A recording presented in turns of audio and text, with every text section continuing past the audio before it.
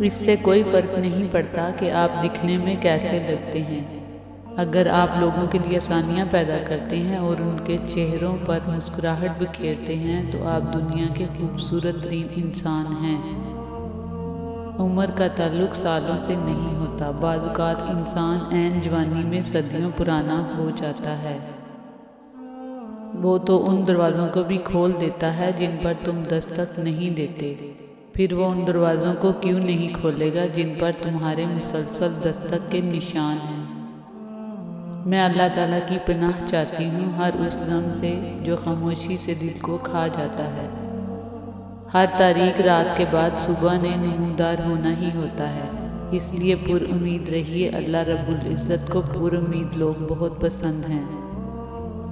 جب رب راضی ہونے لگتا ہے تو بندے کو اپنے عیبوں کا پتہ چلنا شروع ہو جاتا ہے، اور یہی اس کی رحمت کی پہلی نشانی ہوتی ہے۔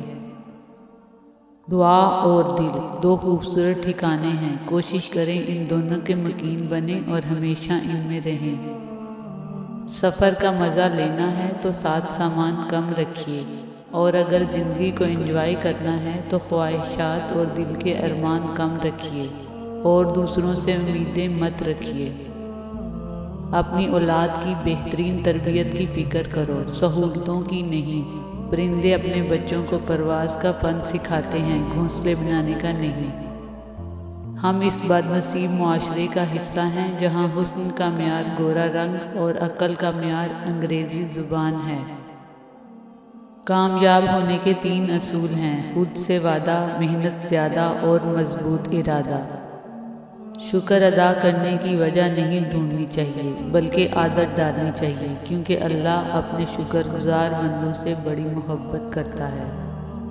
خدا کی رحمت اور انعام کی بہترین شکل وہ اچھے لوگ ہیں جو آپ کے مشکل وقت میں آپ کو تھام لیتے ہیں۔ ہمارے آس پاس ایسے بہت سے منافق اور دوغلے لوگ موجود ہوتے ہیں جو ہمارے سگے بننے کا دکھاوا کرتے ہیں اور اوپر سے بہت پیار بھی جتاتے ہیں، لیکن اندر ہی اندر ہماری جڑیں کاٹ رہے ہوتے ہیں۔ لباس قیمتی ہو یا سستا، کردار کو نہیں چھپا سکتا۔ اپنے کردار کو اچھا کرو، ہر لباس میں اچھے لگو گے۔ لوگوں کی بددعاؤں سے بچنے کی ہر ممکن کوشش کرو۔ اگر آج تم ہواؤں میں ہو تو یہی بددعائیں کل کو تمہیں زندہ درگور کر دیں گی۔ کرو سونے کے 100 ٹکڑے تو قیمت کم نہیں ہوتی، بزرگوں کی دعا لینے سے عزت کم نہیں ہوتی۔